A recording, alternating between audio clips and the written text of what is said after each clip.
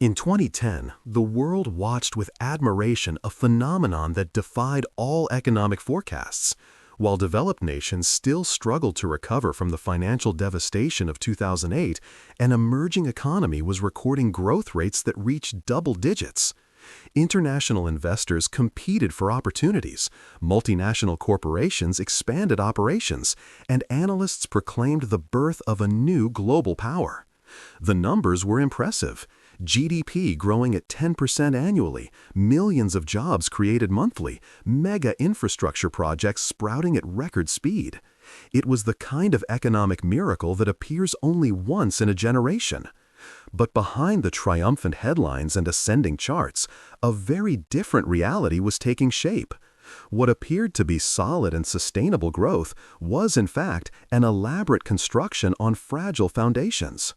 Numbers were manipulated, debts were hidden in accounting labyrinths, and impossible promises were made to maintain the flow of foreign capital. The miracle was not the result of deep structural reforms or genuine productivity gains. It was the product of a toxic combination: abundant cheap credit, systemic creative accounting, and a political class determined to project success at any cost. The architecture of this illusion began years earlier when governments, desperate for global relevance, realized they could exploit a unique moment in world economic history. After the 2008 financial crisis, central banks of the largest economies flooded the system with unprecedented liquidity. Interest rates fell close to zero, and investors hungry for returns began searching for opportunities in riskier markets. It was the perfect environment for countries promising rapid growth, even if those promises lacked real foundation. The first warning signs were ignored or actively suppressed. State-owned enterprises accumulated colossal debts that did not appear in official government balance sheets.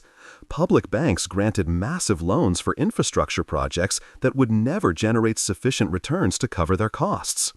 Gigantic real estate developments were erected not because there was real demand, but because construction itself inflated GDP numbers. The objective was not to create genuine economic value, but to generate activity that could be counted as growth. The propaganda machine worked in perfect harmony with the credit machine. International conferences were organized to attract investors, with presentations filled with optimistic data and ambitious projections. Credit rating agencies, often poorly informed or deliberately deceived, maintained favorable credit ratings. International media, seduced by the miracle narrative, uncritically reproduced official numbers. Economic consultants were hired to produce reports validating government policies. Everything was orchestrated to create a perception of solidity that did not correspond to reality. Within this system, corruption was not an anomaly, it was a structural feature. Public contracts were directed to politically connected companies with systematic overpricing. Officials responsible for oversight were co-opted or silenced. Journalists who questioned official numbers faced pressure or retaliation. The entire ecosystem depended on keeping the illusion functioning, because acknowledging the truth would mean immediate collapse of confidence. The most visible sectors of the economy became showcases of supposed success. Glass and steel commercial towers dominated urban horizons that, a decade earlier, were marked by modest construction. Modern airports, monumental sports stadiums, and high-speed transportation networks were inaugurated with great fanfare. Each project was presented as evidence of accelerated progress, concrete symbols of a rising nation. But few asked about the financial viability of these works, about who really benefited from them, or about the growing indebtedness necessary to finance them. The model worked as long as money kept flowing. As long as foreign investors believed in the growth story, as long as loans could be renewed and expanded, as long as new projects were launched to mask the failure of previous ones, the house of cards remained standing. It was a Ponzi scheme on a national scale. There was not enough real wealth generation to sustain the obligations assumed, but new capital inflows allowed paying old ones and still expanding the system. Then, slowly, the tide began to turn. The global cycle of abundant liquidity started to reverse. Central banks of developed economies, concerned about inflation, began raising interest rates and withdrawing monetary stimulus. International investors, now with safer alternatives offering decent returns, became more discerning. Scrutiny of emerging markets intensified. And when analysts began looking beyond superficial numbers, what they found was deeply disturbing. The cracks appeared first in the places designed to hide them. Corporate balance sheets that had been presented as healthy suddenly revealed massive exposure to non-performing loans. Infrastructure projects celebrated just months earlier as triumphs of national progress sat abandoned, half-finished monuments to fiscal recklessness. The sophisticated financial engineering that had concealed the true scale of indebtedness began to unravel as auditors and international creditors demanded transparency. What emerged was a portrait of systemic deception that stretched across every level of the economy. The real estate sector, which had been the most visible symbol of the boom, became the epicenter of the unraveling. Entire cities had been built on speculation rather than demand. Gleaming apartment complexes stood empty, their units purchased not by families seeking homes, but by investors betting on perpetual price increases. Commercial districts designed for hundreds of thousands of workers served populations a fraction of that size. The construction activity had generated impressive GDP figures and employed millions, but it had created almost no sustainable economic value. Now, as credit tightened and reality intruded, developers began defaulting on massive loan obligations. The scale of misallocation was staggering. Estimates suggested that nearly 40% of all investment during the boom years had flowed into projects that would never generate positive returns. Highways built to connect cities that didn't exist. Ports expanded to handle cargo volumes that never materialized. Industrial parks constructed without consideration of whether businesses would actually locate there. Each of these projects had been justified with optimistic feasibility studies, approved through processes riddled with conflicts of interest, and financed with debt that someone, eventually, would have to repay. The banking system, which had been portrayed as robust and well-capitalized, proved to be dangerously fragile. Years of politically directed lending had filled bank portfolios with toxic assets. Loans had been extended not based on creditworthiness, but on political connections and government directives to maintain the appearance of growth. When borrowers began defaulting, banks faced a stark choice: recognize the losses and reveal their insolvency, or engage in extend and pretend strategies that merely delayed the reckoning. Most chose the latter, rolling over bad loans and advancing additional credit to keep zombie companies artificially alive. Government finances told an even darker story. The official debt-to-GDP ratios, which had been cited as evidence of fiscal responsibility, were fiction. They excluded the liabilities of state-owned enterprises, the guarantees extended to infrastructure projects, the obligations of local governments, and the unfunded commitments of pension systems. When international investigators began compiling a comprehensive accounting, the true debt burden emerged as 2 or 3 times larger than officially reported. In some cases, it exceeded 150% of GDP, a level typically associated with economies in severe distress. The social contract that had underpinned political stability during the boom years began to fracture. The growth model had been tolerated despite its authoritarian tendencies and endemic corruption because it appeared to deliver rising living standards. Citizens had accepted restrictions on political freedom in exchange for economic opportunity. But as the miracle revealed itself as mirage, that implicit bargain collapsed. Unemployment began rising, wages stagnated.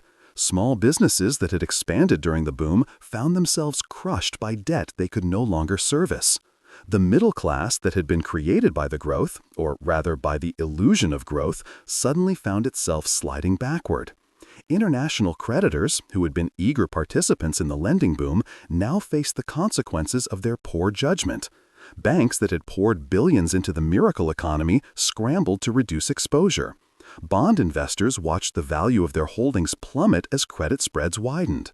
Multilateral institutions that had praised the economic model just years earlier now issued dire warnings about sustainability. The very organizations that had enabled the debt accumulation through cheap lending suddenly positioned themselves as voices of fiscal prudence, demanding austerity and reform. Currency markets provided the most immediate and brutal verdict. The exchange rate, which had been managed through a combination of capital controls and central bank intervention, came under intense pressure. As investors pulled capital out, reserves drained at an alarming pace. The central bank faced an impossible trilemma. It could defend the currency, but only by raising interest rates to levels that would devastate the domestic economy. It could maintain low rates to support growth, but only by allowing the currency to collapse. Or it could impose draconian capital controls, but only by acknowledging the desperation of its position and accelerating the loss of confidence. The political establishment, which had built its legitimacy on the promise of perpetual growth, found itself without credible responses. Leaders who had taken credit for the boom years now blamed external factors for the downturn. Unfavorable global conditions, currency manipulation by competitors, insufficient support from international institutions. The narrative shifted from triumphalism to victimhood. But the public, increasingly aware of the corruption and mismanagement that had characterized the miracle years, proved unreceptive to these excuses. Protests erupted in major cities. Political scandals that had been suppressed during the good times now exploded into public consciousness. The contagion spread with frightening velocity once confidence evaporated. What had been dismissed as isolated problems in specific sectors revealed themselves as symptoms of systemic rot. Corporate defaults cascaded through supply chains as companies that had borrowed heavily to expand found themselves unable to meet obligations when revenues collapsed. The interconnectedness that had amplified growth on the way up now accelerated the descent. Banks that had lent to construction companies found themselves exposed to steel producers, cement manufacturers, and equipment suppliers, entire industrial ecosystems collapsing in synchronized failure. The human cost of the unraveling manifested in ways statistics could barely capture. Construction workers who had migrated from rural areas to booming cities, lured by promises of steady employment and upward mobility, found themselves stranded without jobs or resources to return home. Middle-class families who had stretched themselves to purchase apartments, their first foothold in property ownership, watched equity evaporate as real estate values plummeted. Small business owners who had invested their life savings into enterprises serving the boom economy faced bankruptcy as consumer spending contracted sharply. The social fabric, stressed by rapid urbanization and inequality during the growth years, began tearing under the weight of economic distress. International comparisons revealed the magnitude of the disaster. Economic historians began drawing parallels to previous episodes of boom and bust cycles driven by credit excess. The Asian financial crisis of 1997, Japan's lost decades following the bubble of the late 1980s, the Latin American debt crises of the 1980s. Each of these episodes shared common features with the current collapse: excessive borrowing denominated in or linked to foreign currencies, misallocation of capital toward unproductive investments, asset price bubbles disconnected from fundamentals, and governance failures that prevented timely correction. The patterns were familiar, yet each iteration brought its own unique complications and scale. What made this particular crisis especially severe was the degree to which the entire economic model had been built on a single bet: that rapid urbanization and infrastructure investment could generate self-sustaining growth. The theory held that building cities and transportation networks would create productivity gains that would, in turn, generate income to service the debt incurred during construction. It was an attractive logic, and it had worked in other contexts, most notably in East Asian economies during their development phases. But those successes had occurred under different circumstances: strong institutions, competent technocratic governance, genuine market demand driving investment decisions, and manageable debt levels. None of those preconditions existed here. Institutions were weak and politicized. Governance was characterized by short-term thinking and personal enrichment rather than long-term planning. Investment decisions were driven by political imperatives and the need to hit growth targets rather than by market signals. And the debt accumulated was of such magnitude that even successful projects would struggle to generate sufficient returns. The model was fundamentally flawed from inception, but recognition of these flaws had been systematically suppressed by those benefiting from the status quo. The crisis exposed the fiction of economic sovereignty that had been central to the miracle narrative. Leaders had portrayed the rapid growth as evidence of national strength and independence, proof that the country could chart its own course free from external dictates. But the reality was exactly opposite. The entire growth model depended on external financing and global market confidence. When that confidence disappeared, the illusion of sovereignty vanished with it. The country found itself at the mercy of international creditors, currency speculators, and the policy preferences of foreign central banks. The promised economic independence had been nothing more than dependency with better marketing. Efforts to stabilize the situation only revealed how limited the policy options had become. Fiscal stimulus was impossible with government finances already stretched to breaking point and borrowing costs surging. Monetary easing risked accelerating currency depreciation and capital flight. Structural reforms that might have built credibility required political capital that had been exhausted. The government tried various combinations of measures, targeted bailouts of systemically important companies, infrastructure spending cuts, selective defaults on obligations, and negotiations with international institutions for emergency financing. Each intervention bought time measured in weeks rather than months, and each came with costs that deepened the underlying problems. The social and political consequences began manifesting in ways that threatened stability beyond the economic sphere. Youth unemployment reached levels not seen in generations, creating a cohort with no memory of prosperity and no stake in the existing system. Regional inequalities, always present but masked during the boom, now appeared stark and unbridgeable. Areas that had been left behind during the growth years watched with bitter satisfaction as the showcase cities struggled. Ethnic and religious tensions, suppressed or ignored during better times, resurfaced as competition for scarce resources intensified. The narrative of national unity and shared destiny that had underpinned the miracle years shattered into fragments. International observers who had once celebrated the economic model now conducted postmortems analyzing what went wrong. Academic papers dissected the policy failures. Journalists who had written glowing profiles of the visionary leaders behind the miracle now published exposés of corruption and incompetence. The think tanks that had hosted conferences promoting investment opportunities issued reports warning of prolonged stagnation. The speed with which international opinion shifted was remarkable and telling. It revealed that the expertise that had validated the boom had always been superficial, more interested in access and headlines than in rigorous analysis of underlying fundamentals. The long-term implications of the collapse extended far beyond immediate economic damage. An entire generation's relationship with institutions, markets, and the promise of progress had been fundamentally altered. Young professionals who had invested years in education and skill development, believing in meritocracy and opportunity, discovered that connections and corruption determined outcomes far more than competence. Savers who had dutifully accumulated capital in domestic banks watched their purchasing power evaporate through currency devaluation and inflation. Entrepreneurs who had risked everything to build legitimate businesses saw themselves undercut by subsidized state enterprises and politically connected competitors. The social trust necessary for a functioning market economy, already fragile, had been shattered. The political ramifications proved equally profound and far-reaching. The technocratic elite that had administered the miracle economy found itself discredited and, in many cases, targeted by investigations into corruption and mismanagement. But their replacements often represented not reform, but rather different forms of dysfunction. Populists promising simple solutions to complex problems, nationalists blaming foreign interference for homegrown failures, or cynical opportunists exploiting public anger for personal gain. The crisis had destroyed faith in the existing system without creating conditions for something better to emerge. The result was a prolonged period of political instability that compounded economic challenges. International creditors faced their own reckoning, though the consequences for them were far less severe.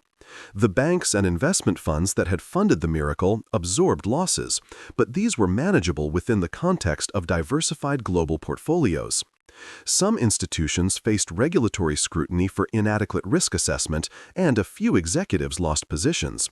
But the fundamental business model of lending to emerging markets continued largely unchanged. The asymmetry was stark. Those who had enabled and profited from the bubble during its inflation phase could weather its collapse, while those who had been promised prosperity bore the full weight of the failure. The wreckage left behind told a story of profound waste. The ghost cities with their empty towers stood as monuments to misallocation on a scale rarely seen in economic history. Billions, perhaps trillions of dollars of capital had been consumed creating assets with minimal productive value. The human capital and working years devoted to constructing unnecessary buildings, paving roads to nowhere, and administering fictitious growth could never be recovered. An entire decade of potential development had been sacrificed to maintain an illusion. The opportunity cost, measured in education not provided, healthcare not delivered, and genuine productive capacity not built, was incalculable. Yet perhaps the most disturbing aspect was how predictable it had all been. The warning signs had been visible years before the collapse to anyone willing to look. Economists specializing in financial crises had published papers identifying the unsustainable trajectories. Journalists on the ground had reported on ghost cities and non-performing loans. Short sellers and contrarian investors had bet against the bubble, recognizing that the fundamentals could not support the valuations. But these voices had been marginalized, dismissed as pessimists who did not understand the unique circumstances or the innovative approaches being deployed. The human capacity for self-deception, especially when backed by financial incentives to believe comfortable fictions, had overwhelmed rational analysis. The aftermath forced uncomfortable questions about the nature of economic development and the metrics used to measure success. GDP growth, the indicator that had justified so much of the excess, revealed itself as deeply flawed when divorced from considerations of sustainability, distribution, and genuine welfare improvement.